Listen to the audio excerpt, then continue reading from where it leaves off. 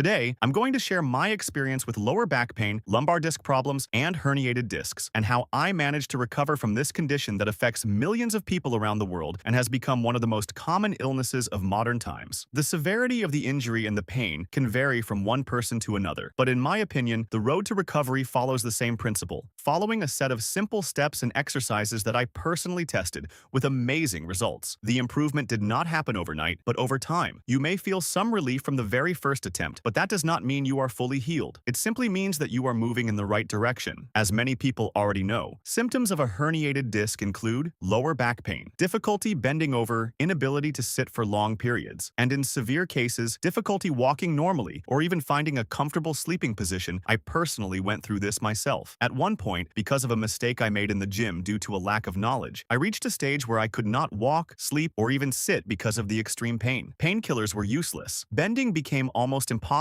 and even going to the bathroom became a struggle for 3 entire days. For context, I had already been suffering from herniated discs before this incident. After getting an MRI scan, it turned out that I had disc herniations in the L4 to L5 and S1 vertebrae. However, I was still living a normal life and consistently practicing bodybuilding, while being somewhat cautious to avoid worsening the injury. Unfortunately, that caution was not enough to stop me from experiencing the worst episode I had ever gone through. That moment became the turning point that pushed me to start searching for a real and permanent solution to the problem. The first step is understanding what a herniated disc actually is and identifying the things that increase its severity, the habits and movements you must avoid and stop doing immediately. Once you reach this stage, you have already completed half the journey. The rest becomes easier because the hardest part is breaking the bad habits that caused the problem in the first place, and that is exactly what we will discuss in this video. The second half of the journey is the recovery process itself, which we will also cover in detail. The solution is not a magic wand that instantly makes the problem disappear. Recovery is a process that requires commitment and consistency on your path toward healing. What I'm going to share with you is actually much simpler than you might expect. All it takes is discipline and persistence. And don't forget to like the video and subscribe if you found it helpful, so it can reach others who may truly need it right now. The exercises that should be removed from your workout program for at least 2 months are those that place heavy pressure on the lower back vertebrae. This is one of the foundations of the recovery process, ensuring the stress on that area is reduced as much as possible. What is lower back pain? Lower back pain is discomfort, stiffness, or pain felt in the lower part of the spine. It can range from mild pain that lasts a few days to severe pain that affects movement and daily activities. Some people experience sudden pain after lifting something heavy, while others develop pain slowly because of poor posture or lack of exercise. Common causes of lower back pain. 1. Poor posture. Sitting or standing incorrectly for long periods puts pressure on the lower back muscles and spine. 2. Muscle strain. Lifting heavy objects improperly or sudden movements can strain muscles and ligaments. 3. Lack of exercise. Weak back and abdominal muscles reduce support for the spine. 4. Long sitting hours. Spending too much time sitting, especially while working on computers, can lead to stiffness and pain. 5. Medical conditions. Conditions such as arthritis, slipped discs, or osteoporosis may also cause lower back pain. The exercises that should be removed from your workout program for at least 2 months are those that place heavy pressure on the lower back vertebrae. This is one of the foundations of the recovery process, ensuring the stress on that area is reduced as much as possible. In addition to poor exercise form caused by the injury itself. The first, exercise. The lumbar discs act like cushions between the vertebrae. During a deadlift, these discs experience compression forces. A neutral spine distributes the force safely, while a rounded spine pushes uneven pressure onto the discs. Rounding the lower back increases pressure on the spinal discs. Jerking the weight or lifting too heavy can strain muscles and ligaments. Poor form may contribute to disc bulges or herniation over time. The second exercise. The discs in the lumbar spine act like shock absorbers. During a squat, the spine should stay neutral so the force is distributed evenly. If the back rounds, the pressure shifts unevenly onto the discs, increasing injury risk. Muscle strain, disc compression, disc bulge, or herniation, sciatica-like symptoms, chronic lower back pain. And now, let's talk about the solution to this problem. As I mentioned before, this process requires commitment in order to help the spine return to its natural state and relieve the pressure on the vertebrae. Don't forget to warm up before starting your workout. workout and include stretching between sets, as it is one of the key elements for preventing injuries and improving performance. The first exercise, hanging from a pull-up bar, dead hang, helps with a herniated disc by creating gentle spinal decompression. This means the body's weight slightly stretches the spine, which can reduce pressure on the spinal discs and nerves, reduces spinal compression, creates space between vertebrae, relieve nerve pressure, helps stretch tight back muscles, improves posture and spinal mobility, can reduce stiffness in the lumbar region. The second exercise, hyperextension exercises help with a herniated disc by strengthening the lower back muscles and improving spinal support, but only when performed correctly. These exercises are often used in rehabilitation programs, especially for lumbar disc problems that respond well to spinal extension movements. Potential benefits of hyperextensions: strengthen lower back muscles, erector spinae, improve spinal stability, support posture and lumbar alignment, reduce stiffness, improve blood flow to surrounding tissues, help reduce recurring lower back pain. The third exercise, a hip thrust, is mainly a glute strengthening exercise, so its benefit is indirect when done correctly. 1. Strengthen the glutes, major spinal stabilizers. Strong glute muscles reduce the load your lower back has to take during walking, lifting, and standing. This can help limit repeated irritation of the lumbar spine. 2. Shift work away from the lower back. Many people with disc problems overuse their lower back extensors because their glutes are weak. Hip thrusts retrain the body to produce hip extension from the hips, not the lumbar spine. 3. Improve pelvic control. Better pelvic stability can reduce excessive anterior pelvic tilt, which often increases compressive stress on lumbar discs. 4. Support safer movement patterns. Stronger posterior chain muscles, glutes plus hamstrings, can make everyday movements like bending or lifting less likely to overload a vulnerable disc. At home, a herniated disc can irritate nearby nerves and soft tissues. Cold temperature causes blood vessels to constrict, which can help limit local inflammation and swelling around the affected area. Use a cloth barrier. Apply for 10 to 20 minutes. A herniated disc isn't fixed by drinking water, but hydration does play a supporting role in spinal disc health and symptom management. The intervertebral discs, especially the soft center called the nucleus pulposus, are largely made of water. When you're well hydrated, these discs maintain better cushioning and shock absorption. Poor hydration can reduce their ability to resist compression, helps discs function closer to their optimal mechanical state, supports the body during recovery and physiotherapy, can reduce secondary stiffness and muscle irritation. As I said before, the solution is simple, and the results can be remarkable. I have shared with you my experience at the beginning of the journey toward recovery, and now the rest is up to you. If you have any questions, additions to what I presented, or even if you want to share your own experience, feel free to write it in the comments section. See you in the next video.